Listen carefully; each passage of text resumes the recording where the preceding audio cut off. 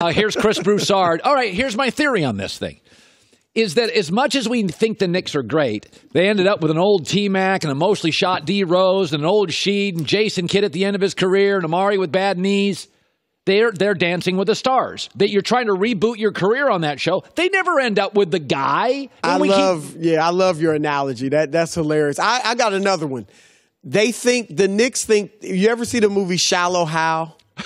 When Jack Black thought he had Gwyneth Paltrow, but, right. That's the Knicks. When I moved to New York, I grew up in the Midwest, and I moved to New York in 1998 to work for the New York Times and eventually covered the Nets first, then the Knicks. I was shocked at how much New Yorkers, particularly the media, thought how great the Knicks were. Like, they thought the Knicks were the Lakers, the Cowboys, the Yankees. Every time there was a free agent, at that time, I think Chris Webber at 1 year. Yeah. Grant Hill. Even when the Knicks didn't have money, everybody swore they're getting one of these guys. They'll figure something out. These guys will take less, whatever. And I had to tell them, look, I grew up in the Midwest. The Knicks are nothing. If you don't grow up in New York, the Knicks were like the 13th team I thought about when I thought about the NBA as a kid. Yeah, when I grew up as a kid, the Detroit Pistons were great.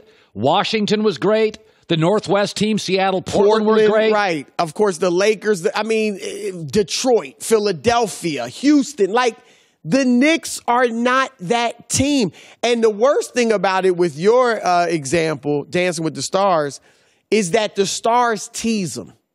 Like, every time they go there, they're like, it's the Mecca of basketball. You love playing here in the Garden. Kobe and MJ is my favorite place to play. Right. So they tease them, Wait. There's a lot of places I like to visit. I love visiting New Orleans. Right? I mean, don't get me wrong. I've had some of my best nights in New Orleans. Doesn't mean necessarily everybody wants to move their family there unless you're born and raised in Louisiana. Then it's right. Like, there are places in the world, the Knicks could be one of them. They're a great place to visit. You don't necessarily want to move and live there for the rest of your life.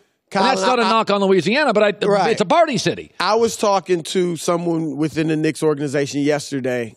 And we were talking about the Kyrie thing, how it really looks like he's leaning toward Brooklyn. Yeah. And the person said, if we don't get someone this summer, then we might as well just go Atlanta Hawks mode. Just forget free agency for the future and just rebuild through the draft and with young players. Like, forget it.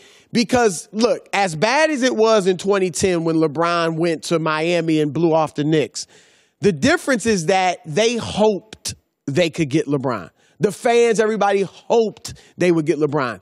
Now, they believed they were getting Kevin Durant and still believe they're getting Kevin Durant. So if this summer, when you have 2 max slots, when you have all these free agents, when all this talk has been about Durant and someone else going to New York, if they don't get anybody, this will be the worst summer that they've ever experienced. This whole thing is crazy. I read a story this morning, and I want to talk about KD.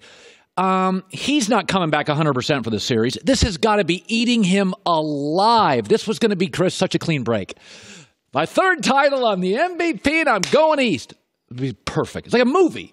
This now is a cobbled mess. This is not how movies end. He's going to sit there on the sideline. Toronto may win this series now. Clay's hobbled. Right. I mean, I look at this and I think, man, is this how KD wants to end this dynasty?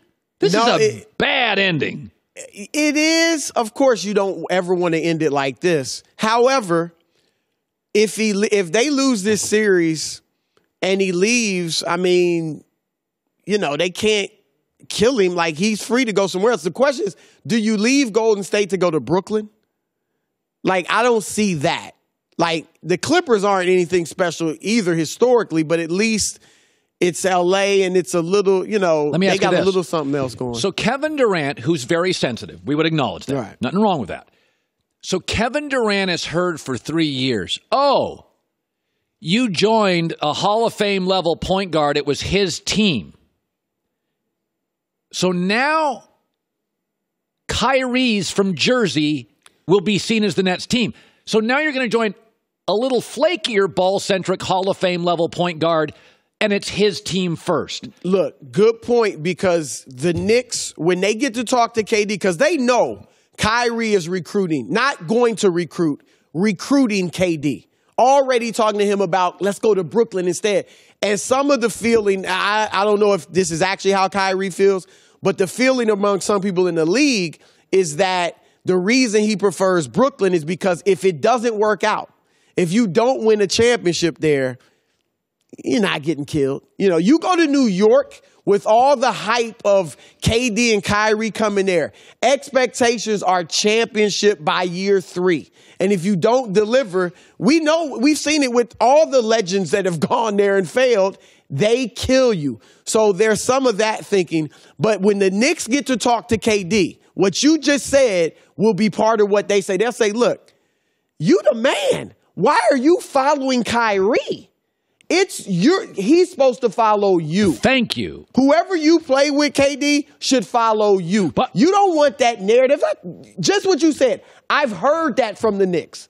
So when they get in front of KD and it looks like Brooklyn is a real threat, they're going to be like, KD, this is why you leave in Golden State, because you don't want that narrative again. Now you're going to go do it all over again? With a flakier Have somebody point guard. join you? Yeah, like at least Golden State, you knew you were going to win. Well, and also, I mean, just the personality. Steph is, if nothing else, wildly stable and dependable. Right. I mean, Kyrie is incredibly talented, but I think even Kyrie fans, he's a little more erratic. He's moved away from successful partnerships. You know, I'm with you on this. Let me just throw this at you. Somebody told me this years ago. The strongest word on-air talent people should ever use is no. Because managers hear, oh, here's some money, want the job. Yes, I'll take the job. And you say, no. Oh, it's time out. We got to have a meeting. Host doesn't take the... No is powerful. All right. Waiting is powerful. Patience is powerful. LeBron would have been better off sitting this year out and perusing the landscape. In 1 year from now, if KD comes back to the Warriors, who's available next year? What teams next year have space? If he just comes back and says, you know what? I watched LeBron. Probably should have taken a deep breath. I'll go back to Golden State, win. In 1 year, does Dallas now with Porzingis and Luka have an opening? Like, who's in a year? There's that, but also even the teams now that have space. What those teams should do is, if you don't, like, let's say the Knicks strike out. Right. Don't go out there and foolishly spend your money on guys that don't deserve it. Tobias Harris. That are just going to make you mediocre. Yeah, good player. Like, save your money, because then at least you can make trades when you have cap room. Maybe next summer when AD is available, like you said, maybe KD, if he were to stay, he'd be available. But from KD's perspective, he can look at the landscape. Where does Kyrie go? How does it work out? Where does Kawhi go? How does it work out? What's going on with the Clippers? It doesn't even have to be different teams. It will be some of them, but it doesn't have to be different teams. You can just watch and see how this plays out with the current teams that have cap room. It's crazy. So Clay plays tonight. Clay will not be 100%. He popped a hamstring. They'll probably want to get about 28 minutes out of him. If nothing, he's a great decoy. They need 20-plus points. My takeaway is, what do you think happens tonight? Well, I'm going to stick with my pick of Golden State in 6, but I'm not hung up on the games now. I'm just hung up on Golden State. Now, Kerr said, I had this, what is this, Joy? Kerr said that Durant will be available for game 5. Well, possibly 5 or 6. So is that we've been hearing is that this telling since the you Portland series. If Golden State wins tonight, it's 6? I would believe that. That's yes. what I think. Yes, but I'm. If you put a gun to my head, I don't know now, because I've heard so many things about KD. I heard before the final started, he's not going to play. It's worse than people are letting on. This was from people close to it. Then, of course, there came out the reports that he'll be ready for game 3 or 4 or now 5 or 6. So I don't know what to believe.